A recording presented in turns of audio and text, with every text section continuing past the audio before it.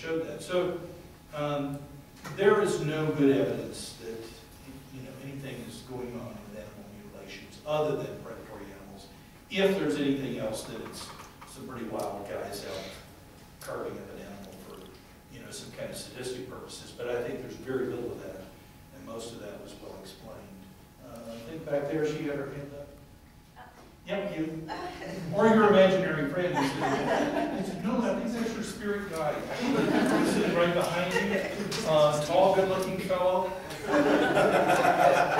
was wondering, like, have you ever encountered a case where there's really no explanation for it? Well, yes and no. No in the sense I think you mean it. But sure, people tell me stories all the time. Well, Mr. Skeptic, it was Peoria. I was driving. It was 1969. I was in my car. I looked up, and there were extraterrestrial craft zooming across the sky, making bizarre right-angle turns. And how do you explain that, Mr. Skeptic? And I say, I have no idea. See? No. What they're doing is what most of the paranormal is an example of faulty logic called arguing from ignorance. It works like this. This is not to call the person ignorant, but it means arguing from a lack of knowledge. You can't say, I don't know what the bright light in the sky was, therefore, I do know what the bright light in the sky was. It was an extraterrestrial craft. Or I don't know why the person went to Lourdes and their cancer went into remission. Therefore, it was a miracle of the Holy Virgin Mary. I don't know what the noise was in the Burroughs plantation. Therefore, I do know it was a ghost. No, when you don't know, you don't know, because you don't have any data. So I don't know what a lot of people experience.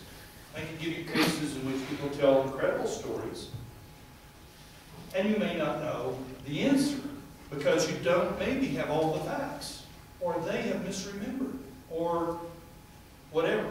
So in that sense, I'm not an instantaneous explainer of everything, but I think what you mean is, have I ever gone somewhere and had access to the data and had a reasonable expectation of something and still been mystified? And I can't think of a case where I have. I will use innovative techniques. The Atlanta House of Blood had become, that was a brief thing. Nobody got to the house except the police. Then it was all kind of tossed off as not being much.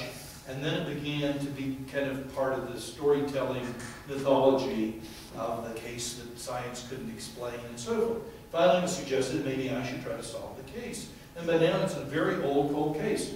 But I go, and the Atlanta Homicide Task Force still had their crime scene pictures. And they let me have a look at them. And as soon as I looked at them, I knew this elderly couple was telling a story of blood oozing about, springing about the floor, oozing out of the walls, and being inexplicable. When I looked at the pictures, that's not what it looked like to me, but I'm not a scientist, so I decided, let me have these pictures, let me have good copies of these crime scene pictures, and I'm going to go to a blood pattern analyst, a forensic analyst. And I went to Judy Bunker, who's a friend of mine, and kind of owed me a favor. And I said, Judy, will you give me your professional opinion on these?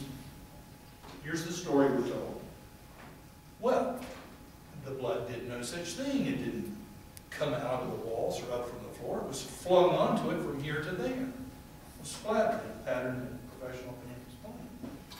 And so, I mean, there's an example of an unsolved case that you may apply a new perspective to it, use forensic science, and I think that case is solved. The police also had thought this couple was looking for attention, and with that I say I think this is a probable hoax.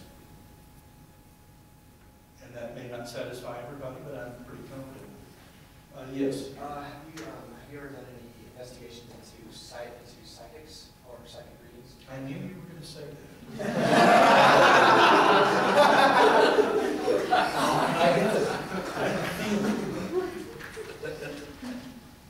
Yes, of course, John Edward being an example of psychic medium, and various and sundry others. I went to one of these psychics, and I I used another one of my makeovers and pseudonyms and so forth, and gave him a persona, and he did a reading from it. And of course, he just picked up what he was supposed to pick up. Now, what he should have done was he should have said, I'm getting very bad vibes over here. I'm getting the name Nickell. Something is not right. Right? No, they take the bait, and they're no more psychic than I am. But I've tested a number of psychics. I don't do laboratory experiment type tests or that sort of thing. I'm a field investigator, so I'm doing something a little more fun, maybe. I don't do laboratory card tests and so forth. There are people that do that, and I don't interfere with their world. Yes, another question? Yeah, it's kind of like two questions. So on those, the like ghost hunters and like paranormal state and stuff like that, they do those EVP readings, or? All of the stuff they do is utter and complete laughable nonsense. So when they're like, oh, I hear a voice Well, on this the is radio. an absurdity of a high level. I usually can't even talk about this without sputtering, because it is really, really silly. Look, do you need your brain to think with? Or is it an incidental organ? Do you think?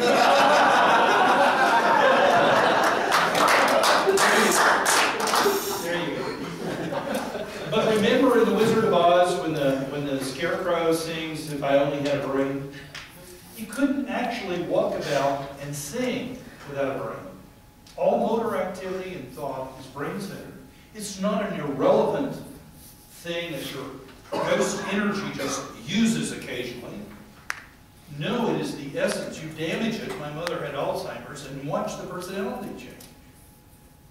People can become addled or lose their memory, or people can, under drugs, hallucinate, do all sorts of things because of the brain. That wonderful personality that we have is because the brain does things.